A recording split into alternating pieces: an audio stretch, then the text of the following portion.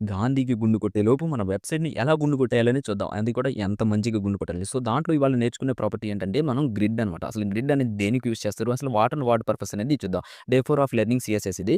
So, దీంట్లో అసలు grid అంటే ఏంటంటే ఇది 2 డైమెన్షనల్ లేఅవుట్ కోసం. యాక్చువల్‌గా పాతగా స్ట్రక్చర్‌లో అయితే ఫ్లోర్స్, టేబుల్స్ యూజ్ చేసేవాళ్ళు. బట్ ఇప్పుడైతే గ్రిడ్స్ అని, ఫ్లెక్స్ అని యూజ్ చేస్తున్నారు.